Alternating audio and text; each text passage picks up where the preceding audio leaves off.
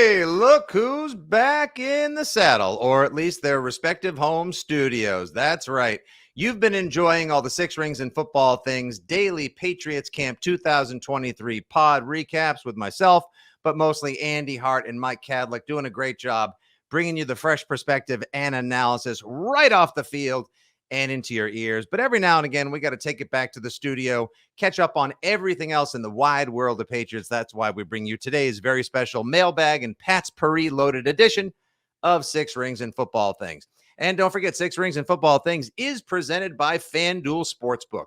Make every moment more with FanDuel. You got your old pals, Nick Fitzy Stevens and Andy Jumbo Hart today. And we're going to start things off with Captain Sunshine and myself in a mailbag. That's right. We took it to the socials across the wide world of X, which is going to give it to you. We posted. We don't tweet anymore, Andy. Now we've been told we post. I still say tweet, but of course we're supposed to get used to saying we post. Put it out. Yeah, I kind of don't want to either. I really don't want to. I'm used to tweeting. That's what I do, that we tweet. Yeah. You're going to tell me it's not a Band-Aid anymore? Like I'm not supposed to call it a Band-Aid? Like you beat it into our skulls for a certain period of time. We become used to it and now you change it. Nope. I'm not going to. No. Nope. I still say, yeah, I don't say, oh, make a photocopy. You Xerox it. Thank you very little. Who actually makes photocopies anymore? I don't know. Nobody. Terrible example, Fitzgerald. Dated as always. Yeah, it's not. You know, you lose your intellectual property at a certain point. It becomes part of the common vernacular, you jackass. All right, go back out to the field and give me one of your little lawnmower side podcasts. We put it to Facebook and everywhere else. And these are the questions that are nagging the Pats Nation peoples. Andy, since you have been there, I've been reading your recaps. I've been checking out weei.com, of course, following all the great beat writers up there on Media Hill, including your pal Mike Giardi, our guy.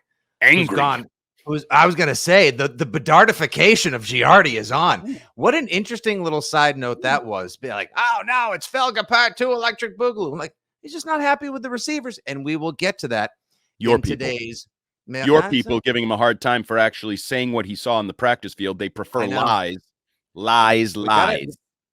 I know. Like, we're going to get to it. I've got many feelings on it as well. I just thought that the engagement was, shall we say, interesting. Yeah. All right. Like when other people get into Twitter beefs, not me. It's fun to watch from afar. Usually it's me fighting with people. And I was like, hey, this is kind of fun sitting back and watching somebody else do it. You in fact actually got your popcorn ready, not your Chick-fil-A, because I heard last week you were deprived of that. By the way, real quick, last week, I know you're still mad about it. I heard about it on the air, Gresh and Fourier. Just so everyone knows, every day the Patriots, when you're covering the games, I'm traversing between the fans, talking to them in the Media Hill. Andy and many others are entrenched over on Media Hill, making their notes for practice and beyond. And then the Patriots are kind enough up in the media relations rooms and the press boxes to serve lunch. If it's actually the Aramark Stadium sponsored food, you usually get some grilled chicken, steak tips, whatever.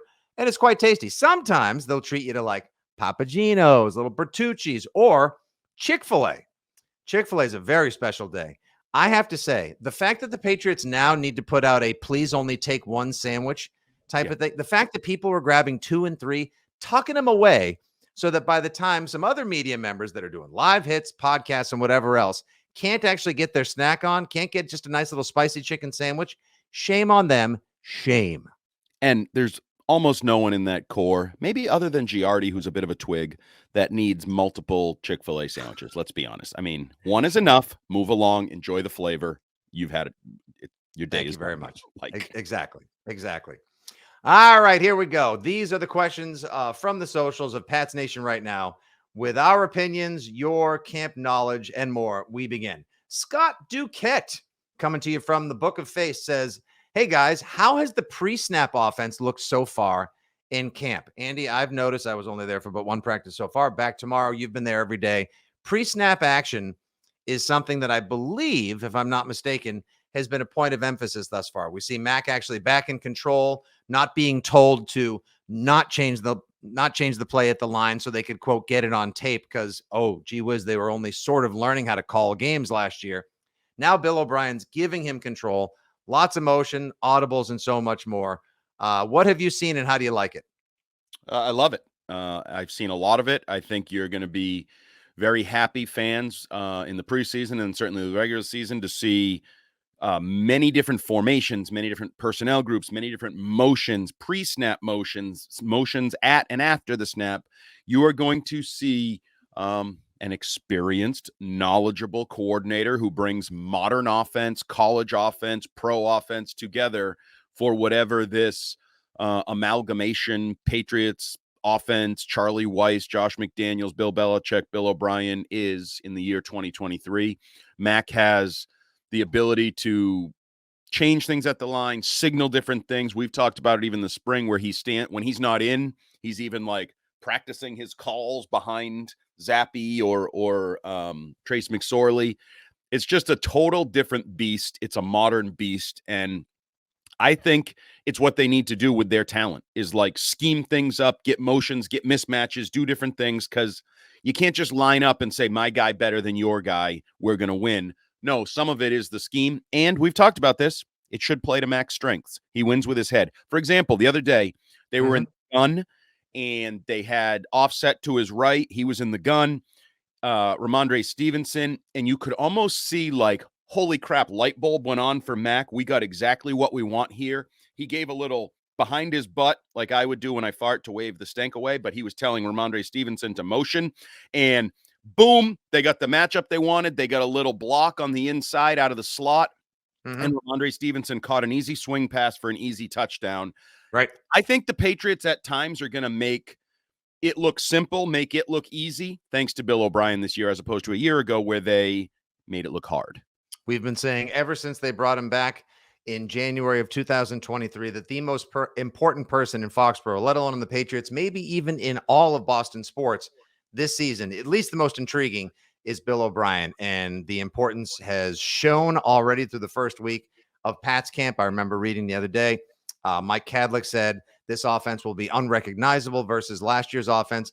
And Giardi pointed out that the Patriots have been doing a lot more of sideline to sideline work with the passing game, and that was not necessarily a bad thing. Mac Jones being allowed to change into whatever he wants, getting the matchups that he wants, and just taking what's given to him as opposed to just, they told me to throw it downfield, or they told me to do this, or they told me to do that. This is good. These are all positives thus far. And I just like hearing that it looks, ready for this, professional. Ooh, I like professional. that it looks that it's professional looking, that it's organized, and just the idea that people keep saying, it's not going to be a mess. It's going to look so different because it's going to be tidy. Fine. I mean, I can't believe that we've lowered our standards or come to need to hear that. But again, we're trying to stay as Pat's positive as possible. We're still in the mostly optimistic season. Although a few warts have revealed themselves thus far, reality will eventually come to pass. Let's stay Pat's positive. A question on Twitter from our old pal, Classy Claire. Belated happy birthday to our favorite British Pats pal. Do you think, and of course it's a tight end question, do you think the Pats will have 3 tight ends on the roster? And if so, whom? I have a follow-up to your answer, Andy.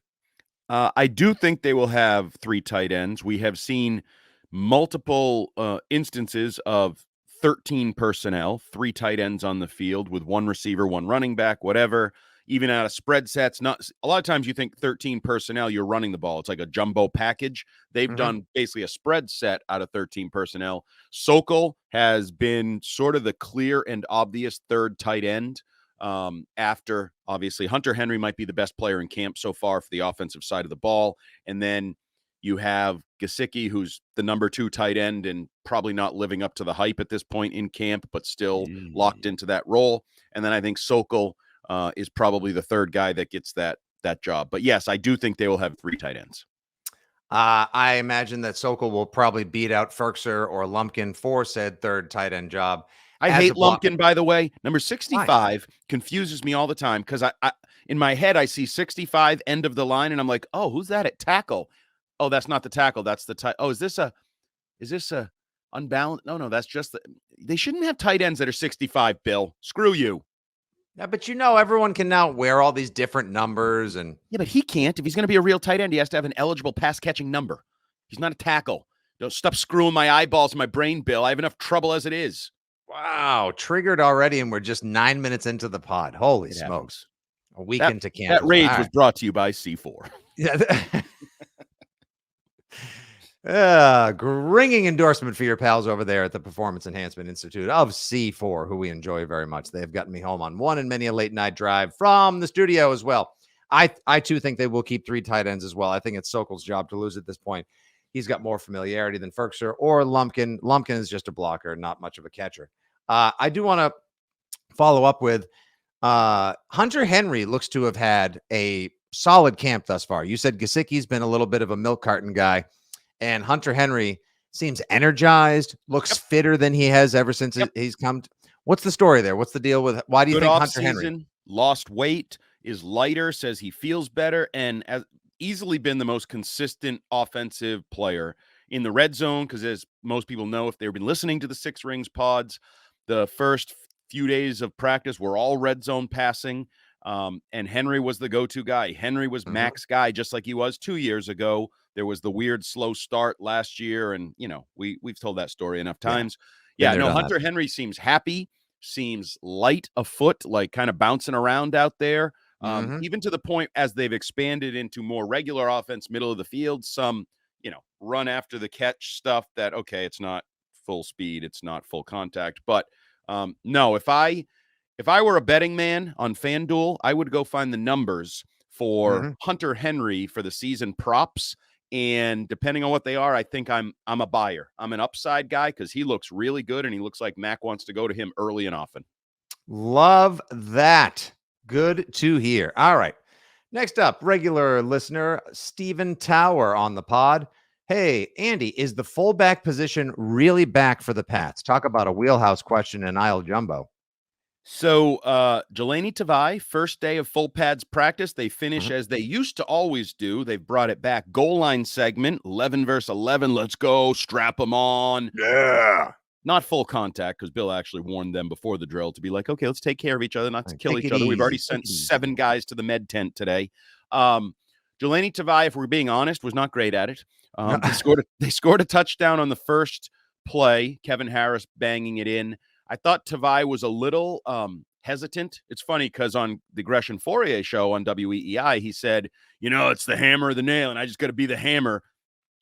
If he was a hammer, those little hammers that come in the kids' toy woodworking sets, like with a little light hand, he was one of those types of hammers. He needs to get the 5-pound sledge and start bashing people. So I think he'll grow into it. But if it's him, though, could they possibly work someone else out at the position? Maybe they just gave him first crack. Sure. And they've done it different ways. We talked about this in the media tent. The old days, they used defensive linemen. Richard Seymour, he got hurt at it. Dan Klecko, he got hurt at it. So maybe they decided that was a bad idea to use defensive linemen in the role. Then they used linebackers like Landon Roberts in 2019. Right. And Landon Roberts sucked at it initially, too. It's not easy. It's not easy. So people like to, he's just fullback. Just run at that guy and hit him with your head. Yeah. A, easier said than done. B, sometimes easier said than getting your body to do it when, throw your head into that dude at 50 miles an hour. Yeah, exactly. With 300 pounds of you versus 300 pounds of him. No, thanks. Yeah. By the way, am I not, correct me if I'm wrong. Let's see if we can dip into old Uncle Fitzy's memory bag. Yeah, I know you live to do it. I got it. Yeah, you can't quote tweet me right now because you're too busy reporting a podcast with me. Danny Shelton was used at fullback a couple of times. I believe he was. Big old athletic nose tackle who was freaky athletic for his size. So super athletic. Yeah, we'll see if Delaney Tavai holds on to the role, evolves in the role, because they don't have a fullback, and a lot of teams don't. This is always one of those things. How many teams have a fullback on the roster? It's a dying position, blah, blah, blah. And then we look back and the Patriots won a Super Bowl because of James Devlin. And others, but he was integral for sure. And that one of the more underrated, unheralded players, as everyone gave all of the flowers to Sony Michel for the 2018 postseason run. Yeah, that's because James Devlin was on a heater and blasting holes open behind the healthiest, most motivated Trent Brown possible. They also literally told Sony, see that 46 in front of you? Follow it, tailgate it, run right up. Follow that ass. Follow that ass. You could have done the job. Joe Tooney was kicking ass. Like, that line was tremendous. Tremendous line. Let's see. Here we go. At J Noodles 1992. Has there been Noodles? Good old Noodles. Has there been any improvement in Bourne, Cunningham, and Butte thus far in camp? Not really. They've been very quiet. Booty Call has anything yet? Unremarkable, very unremarkable. Had one really nice sideline catch where he was out of bounds, but it was a nice diving catch that I give him credit for. Okay. just hasn't done a lot. Go back and listen to the Six Rings pods. I'll tell a story about how he, the competitor is questionable in him, as he kind of hid to avoid a drill that gave him trouble the day before, which I didn't like. Cunningham obviously is a developmental guy, and all these guys have been obvious line of demarcation, second tier, with Demario Douglas working with the first unit and the higher end guys.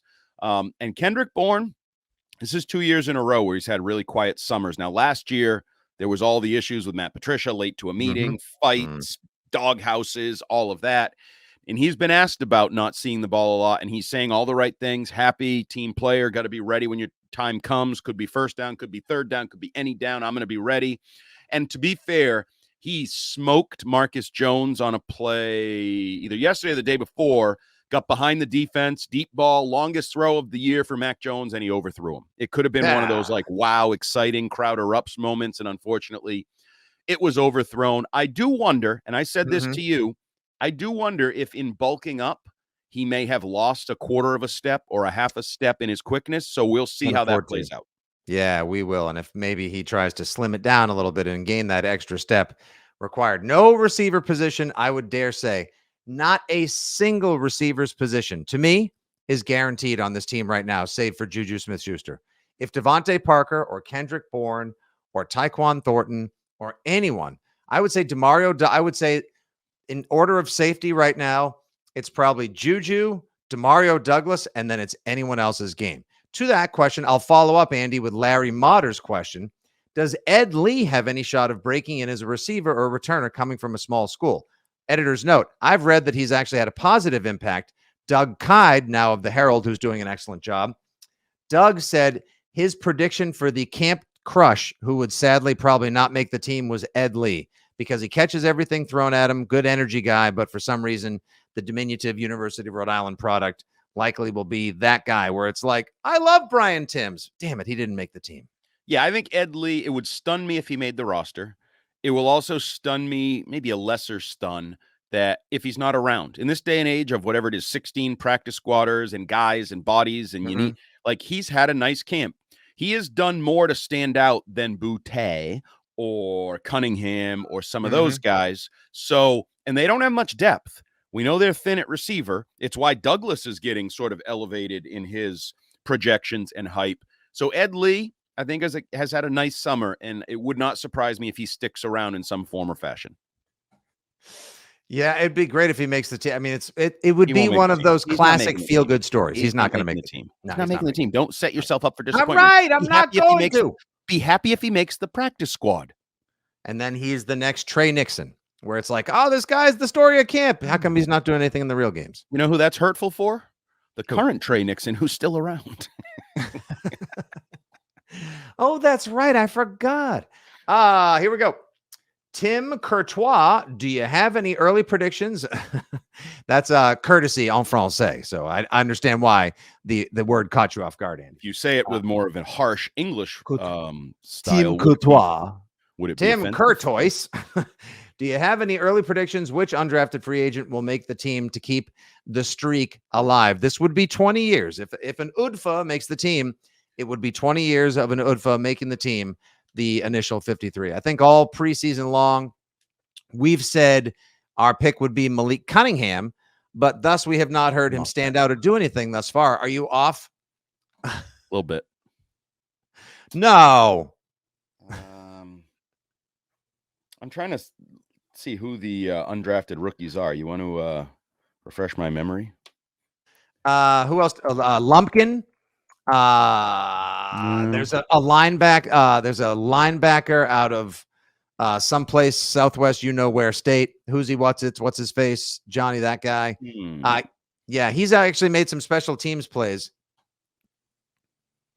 Oh, the Ace Highland or whatever. Healig. I don't know. They have a buttload of special teamers, so that makes that. There's a couple of those guys that are trying to go down the Schooler road, with working with Slater all the time and off to the side. I just don't know how many of those guys you can keep. I mean, they've got enough special teamers. They paid them all enough money to begin with. You need somebody who's actually going to have impact. I mean, Amir Speed and Isaiah Bolden were drafted, so they wouldn't count. They also gave Malik Cunningham the most money they have ever given an undrafted free agent, like almost $200,000 guaranteed. That's some nice Should have change. given that to D-Hop. Yeah. Yeah. All right. Side note, is it becoming painfully more obvious, slightly so, or have we washed our minds of it that they whiffed and that was a mistake to not sign him? I feel like it's becoming painfully obvious that it was a whiff. Didn't cost that much money. He's like openly touting how he's practicing and making catches in Tennessee. And we're talking about, as Mike Giardi puts it, the Patriots wide receivers are stink, stank, stunk. Oof. I'll never understand that. Oh, we've got to know. God, is Bloom Belichick or is Belichick Bloom these days? Honestly, Bloom wants to be Belichick, but he can't hold his jock. Bella stink, Bella stank, Bella stunk. There you go, Mike. 6 rings. How many's Bloom got? HT Mike Giardi. Bloom's boat is called sinking fast. Wow. All right. Jeez. Now he's fired up. Gee, and this is you in air conditioning, no less. That's true. All right. At Alex Lacoste, 1222. What player who wasn't expected to make the team will because of a surprisingly great camp?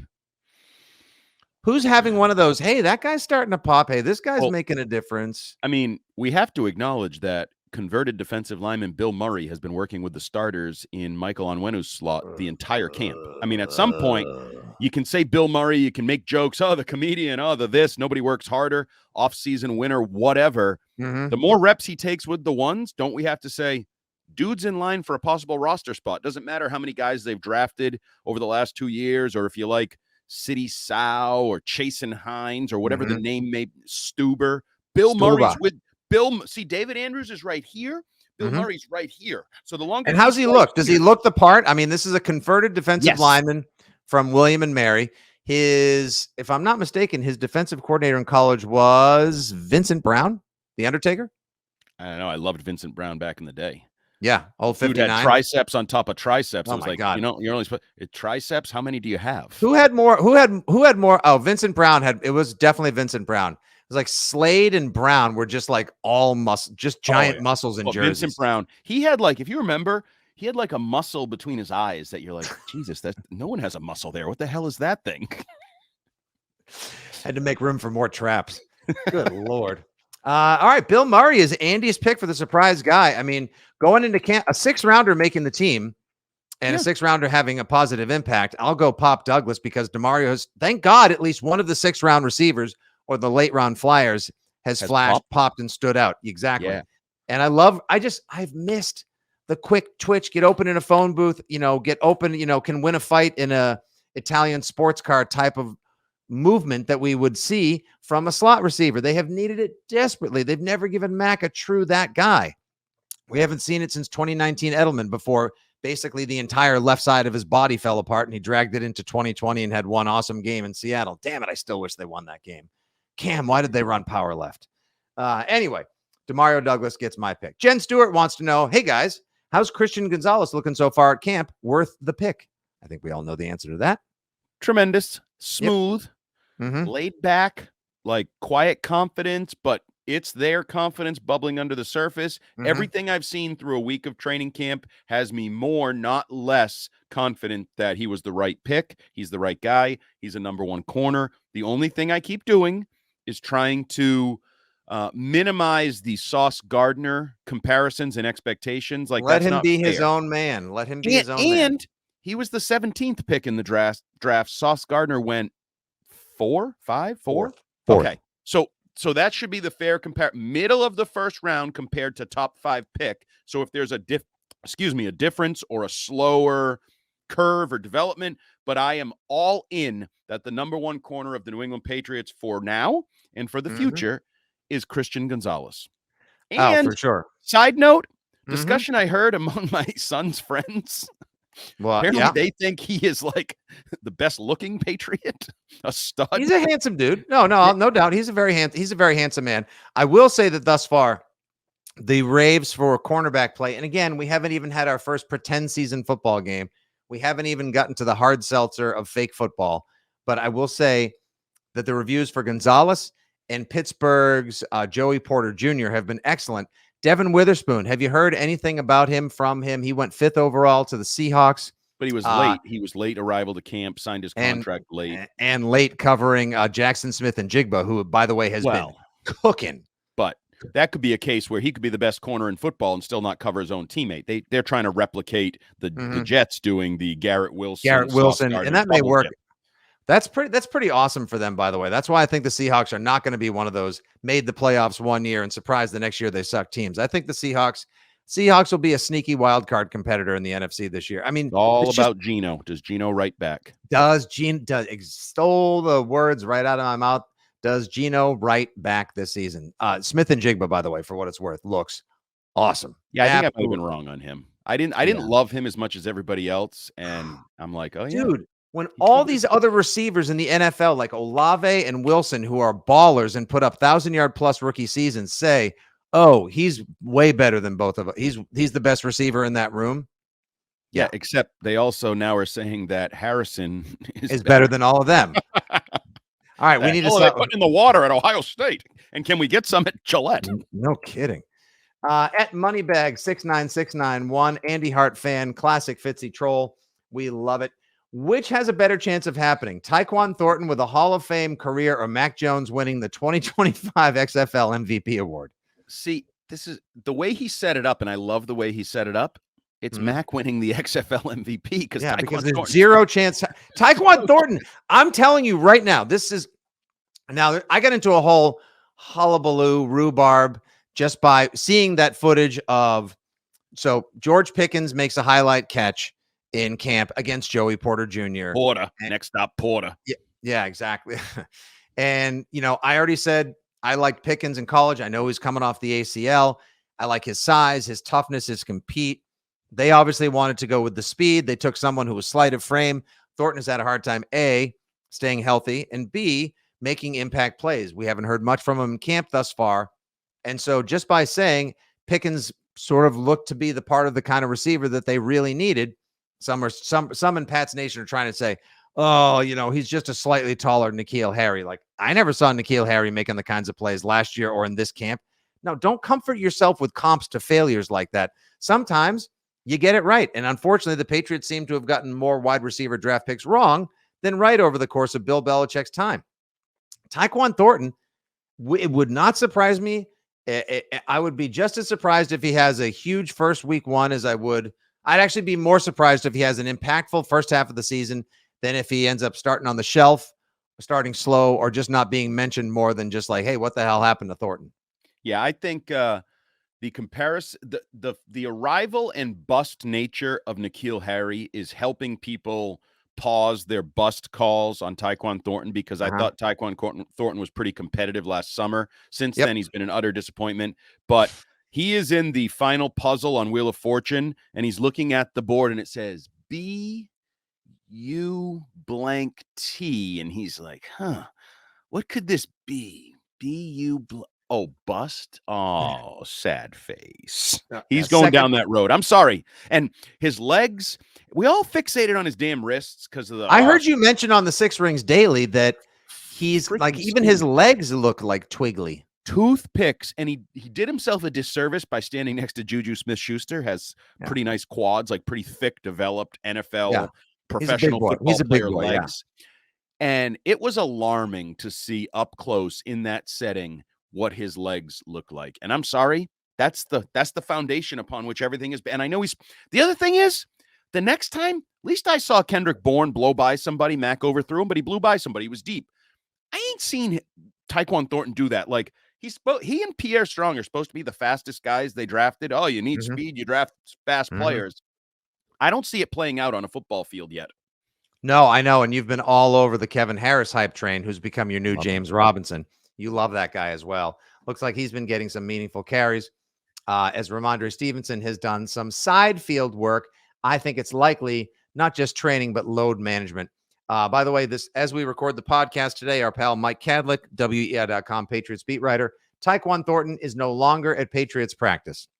Made his way to the conditioning field with Trent Brown, Matthew Judon, and Ramondre Stevenson. Not great, Bob. Infuriating. Not great. Oh, and this morning I read Cynthia Freeland, who does a nice job over at NFL.com with her prognostications, analytics, and more. She crunched the numbers. She computed 5 wide receivers ready to make the year 2 jump. Andy, you want to hear them? Sure. Here we go. This will be our last bit coming out of the mailbag before we get to Pat's Paris. John Mechie of the Houston Texans. Of course, he was out last season. Good for him. Coming back from leukemia. Thoughts and prayers with him that he stays healthy for a good career. Drake London with the Atlanta Falcons. Christian Watson in Green Bay. We saw him flash at times last year, Andy. We've also got Jahan Dotson, Giardi's boy in Washington, who also made some plays in the 6-point house last season. And ready? That's right. George Pickens. Oh, no, George Pickens, I'm buying, because George Pickens is in a battle with the world. He thinks he's the best receiver in the world. He's he should celebrate the catch he made in practice against Porter, but like throwing the ball at him and then like all his teammates jumping on him. I mean, it is practice. Like settle down, bro. Yeah, take it easy. Settle down, Beavis. His attitude is like he's got something to prove. He's got some dog in him right now. Where's the dog at this camp? Where is the dog at camp? Trent Brown. Oh, you meant good dog, not bad dog. Oh, jeez. Come on. What's going on? No, not you. Just in general. Where is that? Does anyone have any dog in them at this campaign? Honestly, does anyone have dog? Kevin Harris, dog. Much of the defense, dog. Marte Mapu, dog. We'll see, but yes, has some dog to him. Free safety, slot, linebacker, like he's lining up at this guy. You call him like the ultimate rookie tryhard. I love it. They need more of that. We'll see if it works. We will see indeed. That is your Patriots mailbag after the first week of camp 2023. Thank you guys for the questions. And of course, thank you to our friends. You skipped one. What? What's more likely to happen? I'm kind of going from memory here. Fitzy's dated reference will be funny, or Bill Belichick will draft and develop a wide receiver. Once again, we thank our friends at FanDuel for sponsoring the podcast and, of course, enabling Andy to feed his family with his atrocious takes and terrible attitude. Once again, it is FanDuel, 6 rings and football things, presented by FanDuel Sportsbook. Make every moment more. FanDuel, the FanDuel Sportsbook, available in the Android, the App Store, and, of course, FanDuelSportsbook.com. All right, thanks for listening to the mailbag portion of 6 rings and football things. And now it's time to move on with everyone's favorite segment. That's right. It's time for Pat's Paris, where the news, notes, and nuggets of Pat's Nation and the wide world of football come into focus with questions and answers from your old pals Fitzy and Hart here. Of course, 6 rings and football things is presented by FanDuel Sportsbook. Make every moment more with FanDuel. Andy, Jalen Hurd, wide receiver from San Francisco, also from Baylor. Boy, something about these slender, underperforming Baylor wide receivers. The Patriots were rumored at one point to be in on Denzel Mims from the New York Metropolitans. He's done a whole lot of nothing over the first couple of years of his career. Jalen Hurd has been placed on the retirement list. Most people will probably say he's yet another player that can't handle the rigors of Pat's camp. He has been replaced by, you guessed it, wide receiver Tyrick Pitts. Oh, so the Patriots wide receivers are literally the Pitts. And you have the stones to bust my balls. I do. Believable. Yeah. Have you ever heard of this guy before? I mean, this is just no. They even gave him number 13. That's what Jack Jones wears. Yeah, no, they I mean, you're available this time of year when there's 90 times 32 players in the NFL. Like you're just a warm body that's available. Be a great story. And I University of Delaware product. Okay. How good is this guy? How good is he? He's so good that even the Chicago Bears didn't need him. So, wow. The only thing I saw is our friends Kevin Stone over at the New England Football Journal.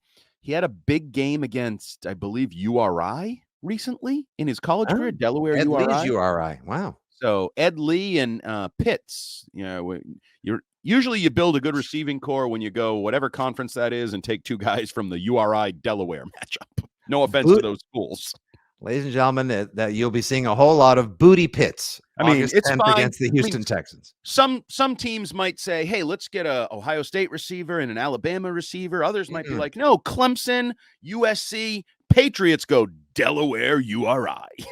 Honest to God, with a side of Baylor. Who was the last Baylor receiver whose skills translated from the college level to the pros? Like, because they ball out at Baylor, Yep. and then they get to the pros and they just They flame out. had the mediocre Terrence Williams, the guy that went to the Cowboys. I loved him. I thought he was going to be an effing stud. He was not an effing stud, but he had a couple mediocre productive seasons. Was it Terrence Williams? Terrence Mitchell? Something? Terrence Williams? That's not Coming up on the Google machine. No, it's not great. I got to be it's not. I'm looking. Nah, it's not great. I don't know. I'm looking right now. I'm Google machining it right now. Yeah, there's not a lot of. It's not Ohio State. Nope. No, I'm looking at all the wide receivers.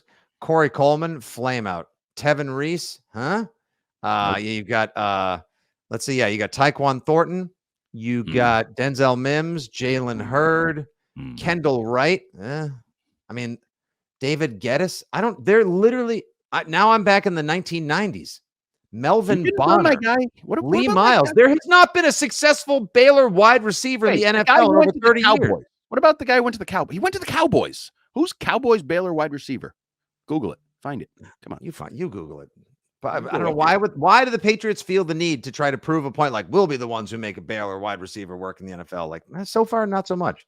Yeah, I know. And don't go draft them from where they come and they have productive careers like Penn State, USC, the Ohio State wide receiver factory, Alabama. No, let's get them from Delaware, URI, and Baylor. USA Today put their win totals out for the 2023 season. Andy, can you guess what record they gave your New England Patriots? 8-9. Nope. The win total on the season for the New England Patriots, according to Las Vegas, like FanDuel, if you want to bet the Patriots there, it's a fine place to go and bet the win total over and under. They have it set at 7.5. If you were to bet the under, USA Today Sports says you would be a wise man. They have them finishing last in the AFC East, 7-10. So if that were to come to fruition, Andy, would that be a productive 7-10? A sad set, like the kind of 7-10 where it's like they're in every game. They look like a much better team. It's just there's better teams in the AFC and AFC East. Or are we talking about Bill Belichick in trouble and turmoil in Foxborough come January? No, I think we've talked about this, the C word. I think they're going to be competitive. I think you're going to see a lot of games where Bill says, we made some plays. Unfortunately, in the end, we just couldn't make enough. I thought our guys fought tough tonight. I thought they competed. Unfortunately, the Jets, the Bills, the Chiefs just made more plays than us. In the end. Yep. I think when we're doing the Six Rings post-game show on WEEI, I think we're going to be doing a lot of Belichick press conferences that are similar in that we just weren't good enough. We couldn't make that couple plays. And got to coach better. They made a couple more plays. It's unfortunate, but you people are I don't know if you've seen the most bet over is the Patriots are the second most bet over, both in terms of bets and money and handle and everything. So at 7.5, right? Patriot Nation is a believer in the over, and I don't fault them on that. You can sell me on 8 wins or 9 wins for this team. I think that's very plausible. Just like we talked about taking the over on Mac Jones receiving passing yards at 3,300. 19.5 touchdowns. These are all things. I'm putting your mortgage, my mortgage, your second home's mortgage, anybody's mortgage that wants on it. The boat. I'll put the kids' college funds. You got a couple 529s in there for the kids. Not much in there. Boat. Yeah, not much in the 529. We got a boat. You got to make choices in life. You got to let me keep something. Let me keep my boat, people. Now, Sports Illustrated, however, and a little thing I wrote up for .com just because I thought it would get engagement. Spoiler alert, it did. Sports Illustrated, Connor Orr said that the Patriots were one of 12 teams to be legitimate Super Bowl contenders. Andy Hart, in or out, buy or sell? That's so stupid. It's right, moving on. About. Like, I wondered if it was even a real thing or like a fan wrote it, or I don't know how you sell me on the New England Patriots, who already have significant questions at tackle, significant questions at receiver, are transitioning their offense and don't have playmaker. You're telling me that that's a legitimate Super Bowl team? Even Fitzy, who is as rosy Patriot colored sunglasses as anybody, this is not a Super Bowl contender. Oh no, Mike Cadlick has taken over for me. I mean, I have told you one in many times when people get surprised that I get critical of draft picks or that I wonder which direction the franchise is headed and have questions about player selection, player development, coaching decisions, etc. It's because we didn't have to live in reality for 20 years. And now we are getting used to reality, the reality of which is it's really difficult to win, let alone make the playoffs in the NFL. And we likely will not be seeing the double dynastic success that Belichick and company appreciated anytime soon. Okay, I was just trying to be friendly. By the way, you can remove likely. By the Tighten that way, up a little I'm bit. right. Listen, knock it off, guy. By the way, just for fun, Andrew Callahan tweeted out as we pod this morning from Patriots practice on Wednesday, August 2nd, 2023. For the second straight day, your starting offensive line: left tackle Riley Reef, left guard Antonio Mafi, center David Andrews, right guard Bill Murray, right tackle Connor McDermott. My God, the Philadelphia Eagles must be looking at this, just saying, can it be September 10th already? Is it September 10th at 4:25 p.m. yet? Holy smokes. How is this not the biggest area of concern for everybody in Pats Nation? The only thing I will say is Trent Brown exists, and he's being managed like he's a load or load managed or whatever the hell that is. Mike Onwenu is going to be back. Cole Strange looked like he avoided major injury. So you got 3 guys that will make you feel a lot better about the line.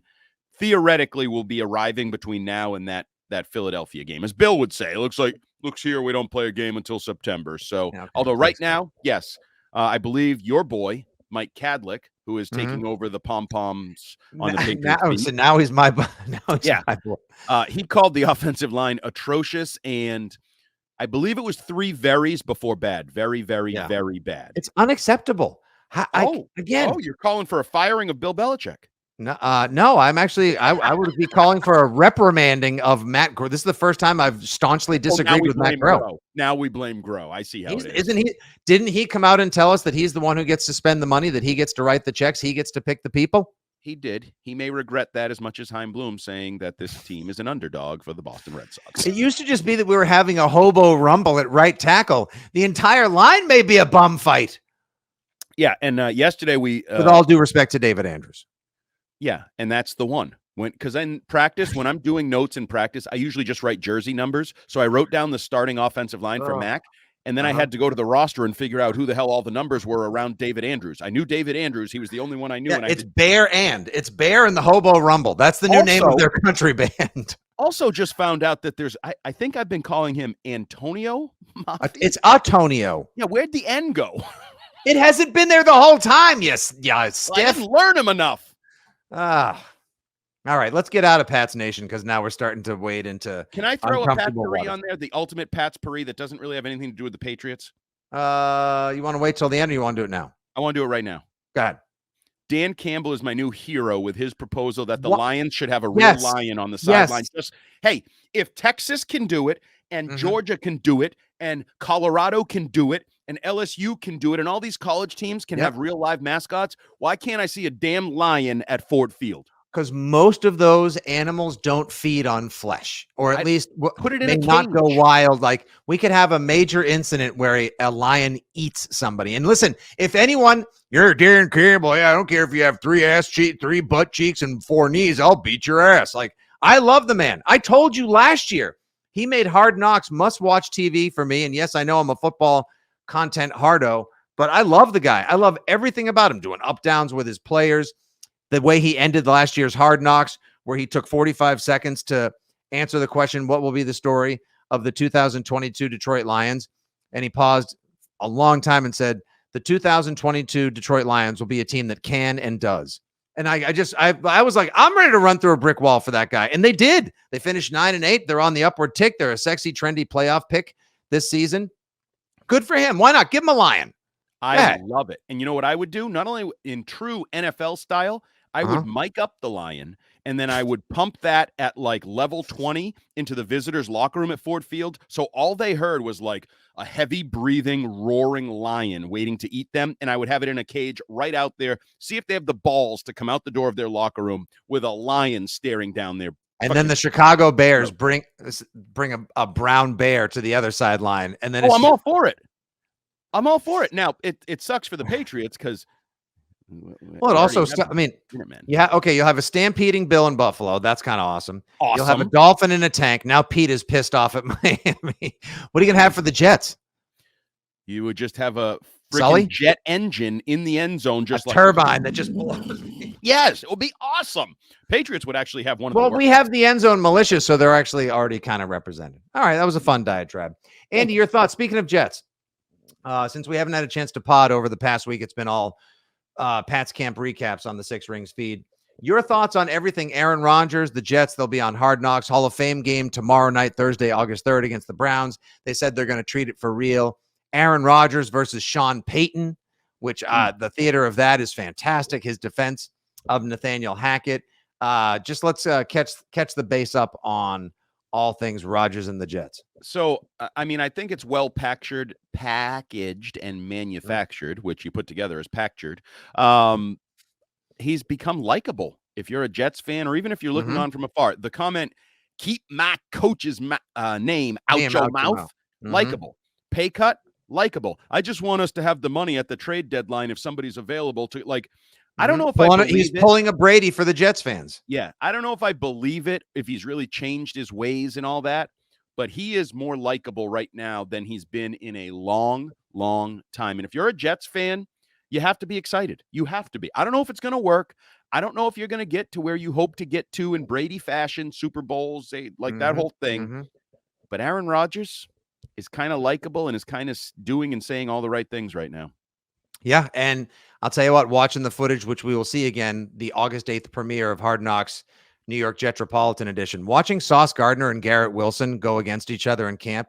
Sorry, I know Pats fans don't want to hear this. That's fun. That is really fun. Well, Pats fans might want to hear it in a year or two. Maybe it's going to be Christian Gonzalez and Demario Douglas. There you go. There you go. For anyone not watching on YouTube, Andy just made the "I accidentally farted in public" face. Well, I was trying to come up with their young, exciting receiver. Maybe it'll be Marcus Jones against Demario Douglas, like slot. Marcus slot Jones corner stinks in the corner. He just chases people all the time. So that's why I was going with somebody who could actually cover. Give him time. Maybe we need to put, honestly, maybe we need to put him back on offense.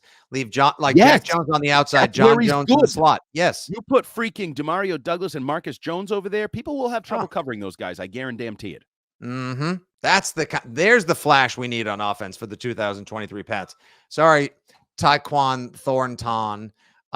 We need you to just step aside. Marcus Jones has entered the chat, and I for one will be watching the August 8th premiere of Hard Knocks New York Jets with bated breath and open eyes. Lastly, how about the Ioma Uwazurike could face jail time for betting on the Broncos and Iowa State. Listen, again, Tom Brady is the one who appeared in the video the NFL produced and sent out to all 32 teams, saying it's fine to gamble, but do not risk your football future and the future of your and livelihood of your families and more betting on your teams and placing bets inside the stadium. Those are the only two rules. You know, at the end of every ad for our friends at FanDuel and more, we appreciate their sponsorship of this program and everything at WEI and Odyssey. They say, please gamble responsibly. This is just going to keep popping up with these guys who think they're the one that can get away with it.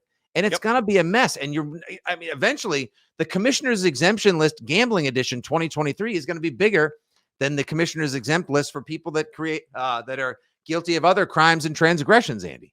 Yeah, just throw this on the pile, as Rich Keefe likes to say when he's putting together a show sheet for his night show. Throw this on the pile of just idiotic things. You're in a certain, I'll use Jim Irsay's world, the word that he used that got people mad, but it's a privilege to play professional sports. It's a privilege to be part of that world, and it's a short time.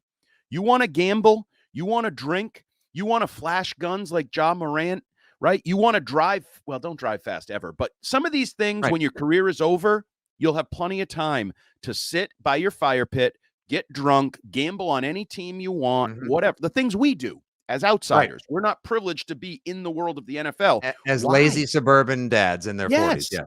You will be that as an NFL player by 32, 35, whatever. And then you got 30 years to just live that life. Be one of the guys that get, but for now, how about you prioritize who you are and what you are? And it's not that hard. It's not that hard. And I know there are sicknesses, there are addictions, but if you never start it, it's not an addiction. So I would just say simply this: if you're a high school, college, NFL football player, like you're on that track, don't drink, don't start drinking. You can drink later. Don't start gambling. You can gamble later. Like I don't, I kind of don't get it. Like if you have any concern that you can't handle it responsibly, maybe you have family members that have addiction, right? And you're like, nah, but you know what? I'm going to try. I'm not like Uncle Joe. I can control. I'll show him. Like, no, it's in the blood. It's in the DNA. Right. Don't do it. 32 bets betting on an alma mater and the current team. He's not good. Not great, Bob. Not great. And we could spend another half an hour going over all the running back issues, the running back Zooms, underpayment, Jonathan Taylor, and so much more. But our time is up on this particular pod right now. There's your Pat's Pre, everybody. The Jonathan Taylor thing, real quick. What a mess. What an absolute, really. I'd take him. I mean, in a heartbeat. Jim Irsay, you don't want to pay him? Fine. I'll take him. At least we'd have a little more star power on the team as well. And you could spell Ramondre with Taylor. I don't know which one you pay later on and how much you pay him. Not concerned about that. No Cook yet. No Zeke. Gladly take Taylor if Indianapolis doesn't want to pay him. What a mess that team's going to be. That team may be even messier at this point now than the running back situation and their undervaluation in the NFL. The only person with 100 carries or more on the current Colts roster now that Zach Moss broke his arm is quarterback Gardner Minshew. Exactly. Yeah. That was like when Mike Vrabel had the most touchdowns on the Tennessee roster before D-Hop signed. All right, and there it is, another studio-based fantastic edition of the Six Rings and Football Things podcast. Thank you guys very much for following along. We hope you enjoy our studio pods, the post-game shows coming up this season, fresh from Pat's Camp podcast from myself. Of course, the great work Andy and Mike Cadlick have been doing. Give Mike a follow at Mike Cadlick. Andy's at Jumbo Hart, and I'm at Fitzy GFY. Rate, review, subscribe, and share. We appreciate you guys jumping in and joining the fastest-growing Pats fan community in New England and beyond. For producer Justin Turpin, Andy Jumbo Hart, and Nick Fitzy Stevens, this has been Six Rings and Football Things. We'll keep the Pats Camp action rolling. You guys stay tuned. Holler at us anytime. And as always, thank you very much to our friends at FanDuel. FanDuel Sportsbook. Make every moment more. This has been Six Rings and Football Things. Good day. God bless. And as always, go Pats.